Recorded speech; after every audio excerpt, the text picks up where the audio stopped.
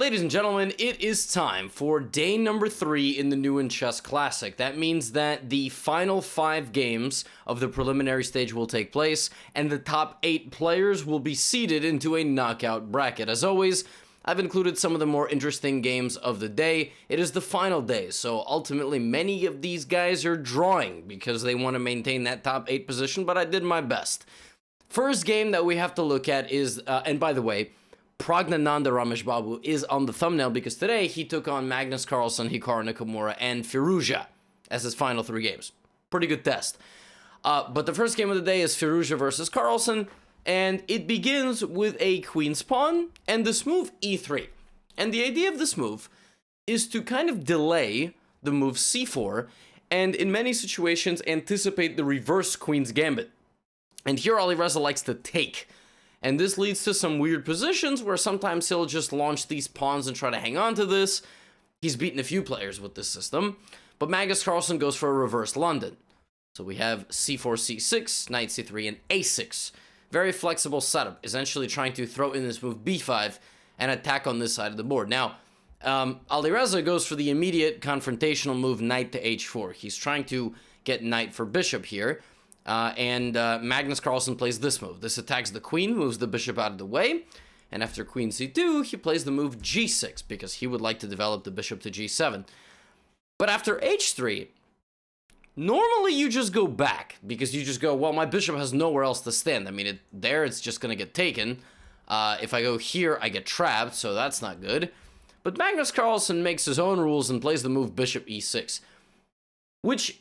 Again, like, if I had a 6-year-old student and they were a beginner and they played that, I'd be like, well, you know, listen, student, that's not a good move because then you can't play e5. You want to make sure you can always play in the center. But, you know, Magnus Carlsen is Magnus Carlsen. He does what he wants. He's not really interested in the rules of the game, and he just blocks his own pawn. And then ultimately, you know, Alireza plays c5, bishop g7, and, I mean, just look at this bishop. This bishop is miserable, right?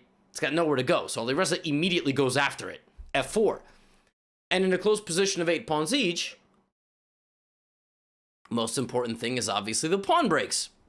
So he plays b6 because he doesn't want to get suffocated. Now here, Alireza has a very interesting idea. He can completely ignore this and just play g4 with the intention to just play f5 and trap the bishop on e6.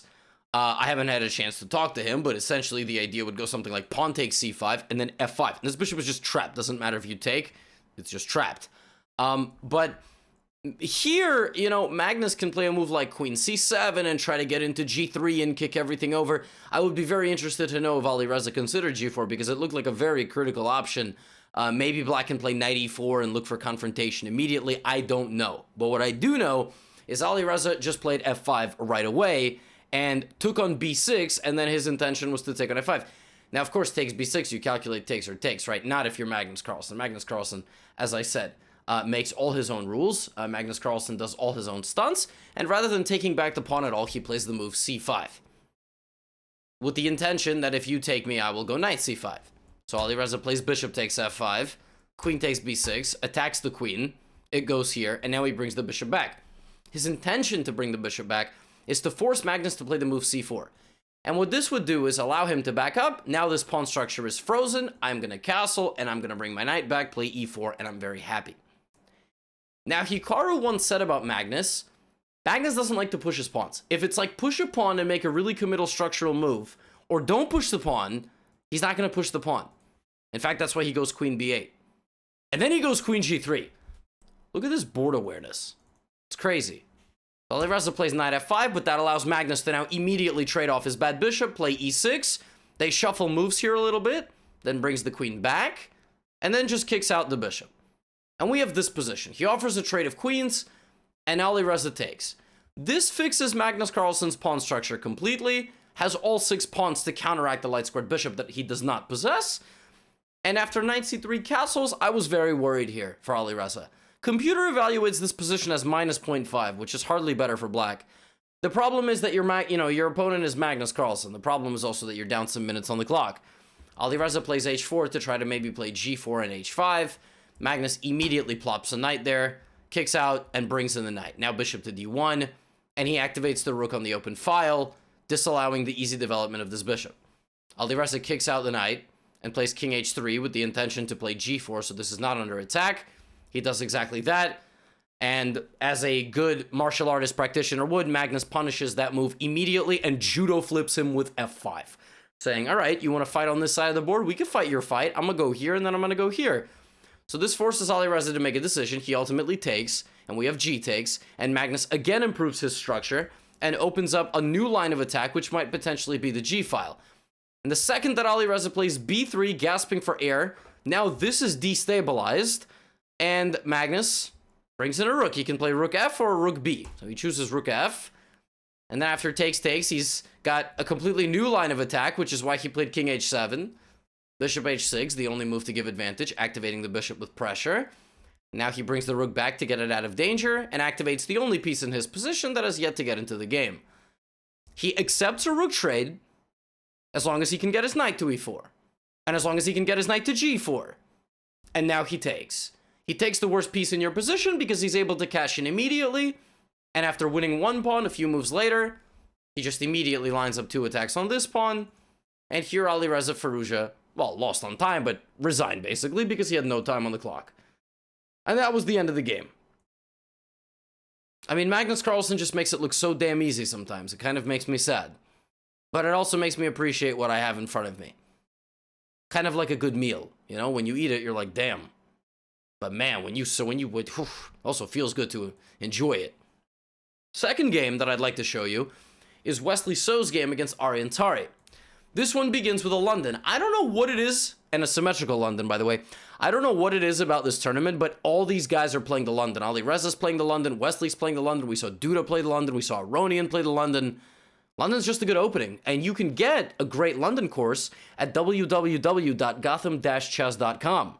Link is in the description. I have many openings courses and a beginner bootcamp as well at the time of recording on April 26, 2021. But that plug aside, couldn't skip that ad, we have c4, and here there's an interesting line where black can play this move, bishop takes b1. And after queen b1, bishop b4. And now the king has to go to d1, and it looks like, oh, and by the way, you can't block. Actually, blocking loses, because you can't stop an attack here. It looks like, oh my god, Wesley, what a disaster. Modified bong cloud, tried to take a puff, but spilled everything, and almost spilled knocked over the entire bong. No, actually, this line is actually okay. And, you know, Wesley plays bishop g5, and then he just takes in the center, and his idea here after e takes d5 is that, well, you really can't do anything about my king. Like, I'm gonna go bishop d3, I'm gonna go queen c2, and I'll hide my king here, and I'll castle by hand, right? King is in the middle, you need to develop your pieces. Unless you're 2800 bip. He just attacks in the center. I mean, you can't actually take this if you're Tari, because this would result in a check in this. That would be very, very bad. So, he actually has to move, and now we have bishop to b5 check. Now, this move I don't fully understand, but I'm also not a super grandmaster, because I would have imagined that c6 would get played. But maybe he had something in mind. Like, I don't know, maybe he would come back or attack the queen and then come back. I don't know. Either way, we got king f8. Tari was like, if you could do it, I could do it too. The problem is now you're just down a pawn. g6. And here we have a nice maneuver by Wesley. Queen e4, activating his queen to the middle of the board, jumping in with the knight, and then gluing in the knight with this pawn. Brings back the bishop when the bishop is attacked. Tari brings the rook to the middle. And now he plays rook f1. Why not? Doesn't need to do anything about his king, but now it's about time. Now he's going to bring his rook, and then he's going to hide his king on b1. That's exactly what's going to happen. Shuffles back the queen to get out of the way of any pins and nonsense, gets out of the way of the knight, bishop to c4 to solidify his extra pawn, queen e8, rook e1, queen a4, and king b1. And ladies and gentlemen, now Wesley So is like, you ruined my right to castle, and you blew over, you exploded my king's house. Now my king has relocated to b1, has put the explosion of his house behind him, and now, like a good mafia movie, he's ready to, exert revenge. Exact revenge? Exact revenge. It's not exert revenge. That was very bad English. Anyway, well, what do? Queen to d3, the queen comes back, and, well, who are the foot soldiers in chess? It's the pawns, right? You don't take down any mafia by going straight for the pin. Kingpin.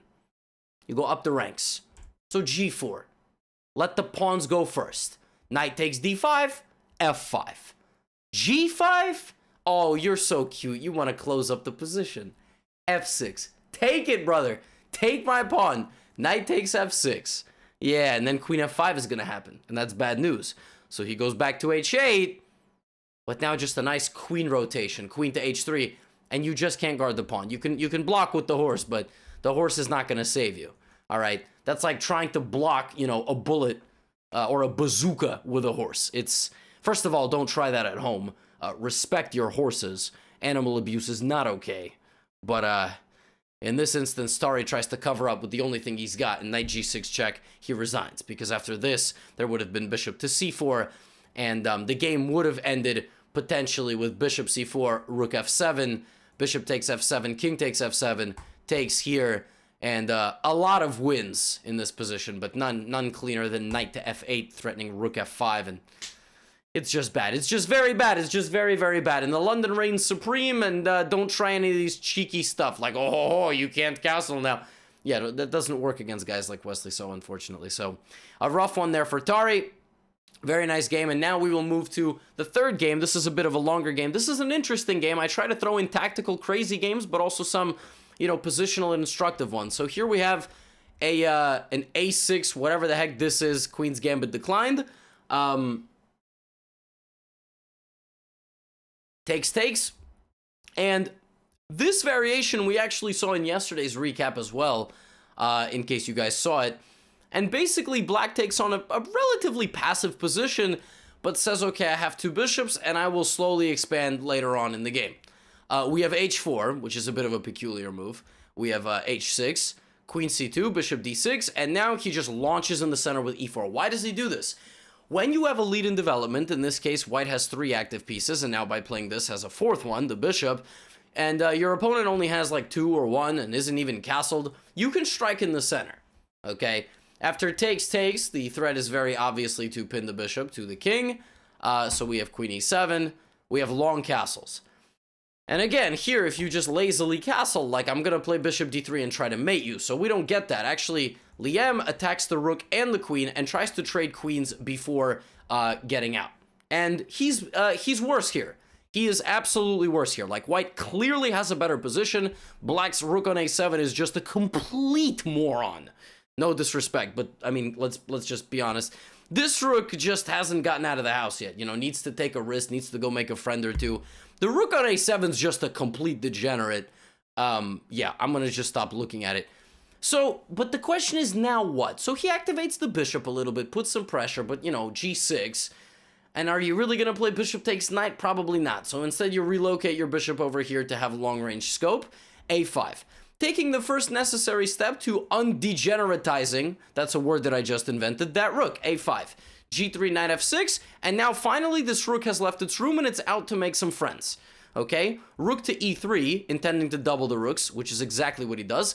And now we see the other idea of expanding with a flank pawn. You just attach yourself to this bishop. This bishop is very strong, very annoying, patrols both sides of the board. And remember that plan to undegeneratize that rook? Rook to a5. Now that rook is participating. Yeah, do, except, yeah, knight takes a4. Oops. And here's the thing. If you play rook takes a4, I take your bishop, and you're just dead.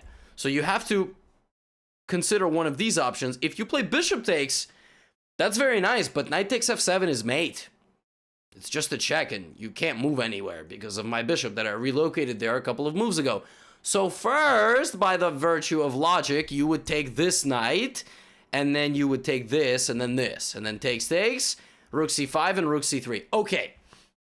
So Vidit has emerged from the opening with a very clear one-pawn advantage. In fact, we also went through the entire middle game. And what he wants is he wants takes, and he wants to win this endgame. Why is this winning? Same color bishop. Very important. Listen to me. If they were opposite color, like this bishop was a dark squared bishop on d6, very high chance the game ends in a draw. Oftentimes, if it's 5-on-6 pawns and it's opposite colored bishops and no one else around, the bishops don't see each other. They just kind of do their own thing. They operate on their own color complex, and most likely the pawns cannot break through. But because they are same color, they fight for the exact same color complex, and the person with more pawns and more activity will probably win. So for that reason, Liem does not trade rooks. b3 and kicks out the bishop. but Liem does offer a trade of bishops. Why? Because this pawn is a liability. It's wandered a little bit too far into the wrong neighborhood, and there's not very, it's like the Tenderloin district of San Francisco. That place is absolutely terrifying. I have been there at night. It was not very nice. So bishop back to g2. Rook to b5, and now king to e8. Unpins himself. Bishop d5. And here Liem, again, very correctly notices that despite being down material, he has this trade opportunity. Takes, and g4. And the intention of g4 by Vidit is to probably play g5 in the future. This rook is covering for now. But also, it's not so simple to play a move like king f7, because I'm going to get in and then destroy everything. So Liem, before he plays anything, plays the move g5, preventing Vidit from connecting his pawns in the endgame and making an advantageous pawn structure. Are you paying attention? Are you paying attention to this? Pay attention. h5. Slightly inaccurate move. It looks good because, again, if king f7, rook d5, rook d7. But now Liem, just like he traded bishops despite being bet down material, realizes that it's finally time to trade the rooks. Normally, you don't want to trade the rooks. And actually, in this case, Vidit doesn't want to trade the rooks because if you were to trade, then bang, bang, and I'm not sure who's playing for a win. Right? So, rook c3, c6. King c2, king f7, f3, king f6. Now, this endgame is objectively equal. It's rook in 5 versus rook in 5. But there is an imbalance. You guys ask me all the time in the comments, Levi, can you describe an imbalance? And I'm like, first of all, that's not my name, bozo. You've been watching my channel for 6 months. You still don't know my name. And second of all, absolutely, imbalance is anything of pawn structure, like 3 here, 2 here with 1 lurking. A, B versus B, C. That's an imbalance. Rook versus rook is not an imbalance. If this was rook and knight and a pawn, that would be an imbalance. Knight and bishop is an imbalance. King e5, rook e4, check, and king d6. Brings his king to the middle, not really sure which way he's going to go yet. Again, looking for the advantageous trade and the expansion very slowly. Vidit at this point should 100% play the move f4, and he does, because after takes, he would get in and get this pawn. And black would be forced to retreat. So, of course, Liem doesn't do that, and he plays the move c5. Understanding that if Vidit were to take, ladies and gentlemen, what do you take back with? Rook or pawn? I swear to God, if any of you say this move, yo, you gotta take your hand, smack yourself. What are you doing? Why? Because it's worth less than a rook. You're supposed to take with what's worth less. No, that's something called superseding concepts. That's just the general rule. You're not supposed to allow a pass pawn in an endgame. In chess, there's certain concepts, okay? The endgame concept would supersede here. You want to take with the rook. So, we have a4. He didn't do that. It was a pop quiz, and you failed, okay? You failed. b6, king c3, takes, rook g5. And now Vidit makes a big decision. He goes here. He gives away the g-pawn, he gets the h-pawn. Rook h4. Rook to h8. Okay, very nice. He wants to go boop, give a check, promote. So what does Liem have to do? Liem has to move up, give a check of his own, and keep making progress. h7. Now, there's a big threat here. That threat is to give a check. So what does he do? Checks him first, and now hides. He uses his own pawn as a shield. And he's getting over to this. This is bad now. So what is Vidit going to do? Well, Vidit probably should consider a move like king to e1. Because king b3, believe it or not, loses. It loses. I want to give a check. There's a pawn here. What do I do about it? a5. Uh-oh. ba5, rook b8. And that would be very bad. And there's really not much you can do. I mean, if you play b5, I'm going to go a6. I believe after a5, like a computer can maybe hold this with some way of giving some checks and then at the right moment doing something. But I'm saying it's losing from a practical standpoint, like 30 seconds on the clock in a rapid game, probably you're going to lose. Computer, ruins all of our hopes and dreams and probably will still find some way to draw this, but as far as I'm concerned from the human standpoint, at move 50 of a rapid game, it's over. But Vidit tries this in a different way. He plays b4. He tries this in a different way by playing the move b4. And he wanted this, and he probably wanted a5. That's what he saw. And it doesn't matter. King takes, check. Pawn takes, check. But he forgot that c4 is possible. And now this is a pass pawn. And now none of your silly breaks are going to work. Okay, silly. I mean, I don't want to insult Vidit. I like the guy. Well, essentially what I'm saying is all of these tricks are not going to work. And the king is just going to come here and uh-oh. And that's exactly what happened. And look at this, c3, understanding that the promotion is allowable. Because then you would check and promote. Very nice endgame technique. And this was our longest kind of analysis, but it ultimately comes down to this rook stopping this pawn, and nobody can stop this pawn. So c2, king d2, check. And Vidit resigned in this position because Liem knows how to checkmate him with king and rook. At least he trusted him. I don't know, maybe Liem would have messed it up. That's a joke. For our fourth and final game of the day, we have Alireza Firouzja again visiting us, and we have none other than Jan Krzysztof Duda, the Polish number 1. And remember I told you all that this opening is being seen a lot, the London system? Yeah, it's being seen a lot. c5, e3, queen b6.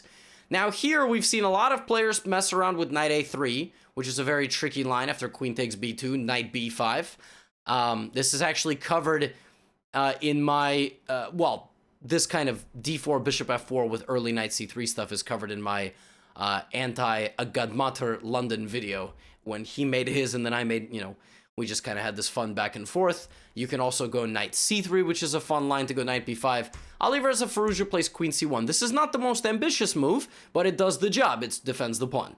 Knight c6, c3, but Duda, my man Duda, was like, this is my final game of the event. I'm going to come to fight. Win or lose, I'm going to come to fight. Knight h5. I'm going to move 2 times in the opening with my knight because I want your bishop.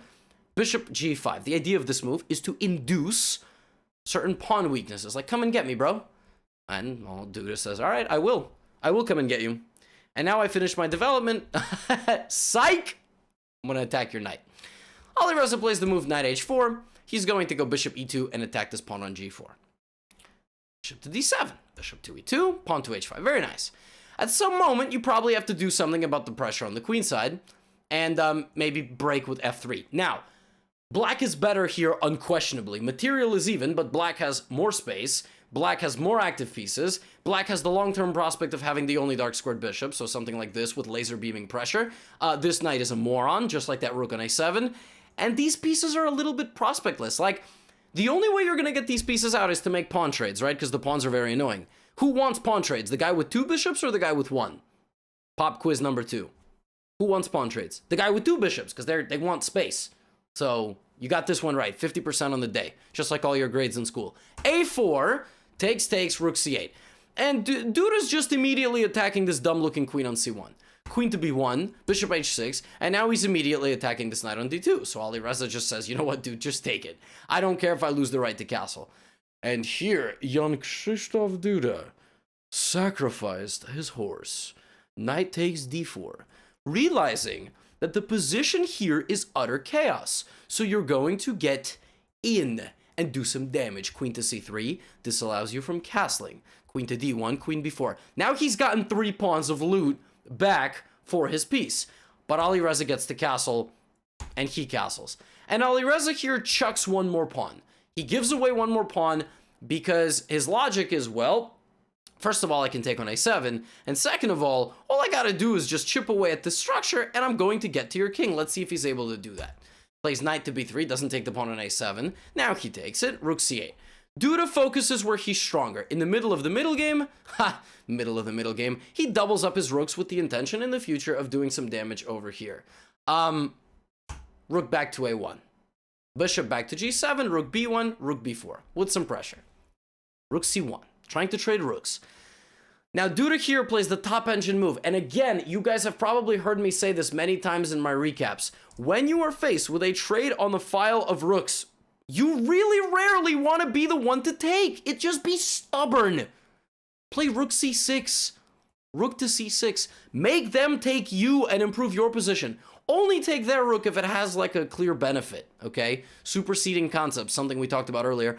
But Gotham said in that one video not to take. I don't know why you go British for this impression, but he said not to take and I would have had mate in 1. Well, then clearly go for the mate in 1. Clearly then it doesn't apply, right? In this case, rook c6 is the right move. You want to get taken so your pawn joins its friends, okay? If you have a friend sitting over there not talking to anybody, bring him in. Bring him in, make him feel part of the conversation, right? Well, Alireza doesn't want that, but now rook b6, and he's trying to trade. He's trying to get an endgame by trading some pieces. He gets an endgame. Very nice. b5. And then Alireza suddenly starts realizing, what the hell is he going to do about this knight that he marooned here on move 12? And the answer to that question, ladies and gentlemen, is he's not going to do anything because he can't. He has a tremendous weakness of pawns, and his knight is stuck. Like, you'll notice that Duda is just slowly improving his position to the point of a rook trade. That knight still can't move. And after king e2, b4, king d3, king f6, knight d4, not trading, he's not trading this. But this actually is also winning for black because this knight is just in jail. That would have been even funnier, but he goes this way to attack the pawn, knight comes back in b3. And Alireza resigned. Isn't that funny? Alireza just played without 8 points. 6 points of material. Look, it's 10:40 at night. Like, I can't count. 3 plus 5, 3 plus 3, whatever. He played without 6 points of material. Alireza put his knight on h4 on move 12 and was like, I'll get it out at some point. And then he just didn't. Like that thing that you're like, I'll get to that at some, you just don't do it. You know? Like fixing those 50% grades in school. Like you just, oh my goodness. That poor horse. And what a great game by Duda, just anticipating when to sacrifice, the right way to apply pressure, and simplifying despite being, questionably down material in the sense that he's not, but just negating this knight for the rest of the game. Very nice game by Duda. And that really concludes the games of the day. There was a lot of draws, like I said. There was some games that were, there was one game that went 140 moves. I'm obviously not going to show you that. That game was kind of absurd. But let me show you what the final 8 look like. Yeah, that's probably what you're all waiting for. And the final 8 looks like this. So Magnus Carlsen continues his tradition of winning the preliminary stage. I think this is 5 tournaments in a row in the Champions Chess Tour that he's won the preliminary stage. And we'll see if it's going to be 5 tournaments in a row he doesn't win the final. He hasn't won the final at all. He hasn't, in fact, won a chess tournament since he turned 30 years old. I'm 25, so I got 5 more years of this, and then God knows what's going to happen. But he is in the first round taking on Teimour Radjabov. On the other side of the bracket, you have, meaning straight down, you have Wesley So versus Aryan. On the other side, Nakamura versus Liem. And Mamidyarov taking on Firouzja. Let me know who your favorites are in this matchup. Let me know who you want to see in the final, whether it's Magnus Firouzja, or whether it's Magnus versus Hikaru, or if you're a Wesley So or a Levon fan. And ladies and gentlemen, once again, thank you all so much for making it this far on the recap. I really, really do appreciate it. I read through the comments a lot. I see your memes. I see your dreams. It's, we have the best community on YouTube, on Chess YouTube as far as I'm concerned. Our engagement is amazing. So many comments. And, when you make it this far in the video and I get to tell you that I appreciate you, I do appreciate you very much. So I'll see you in the next one.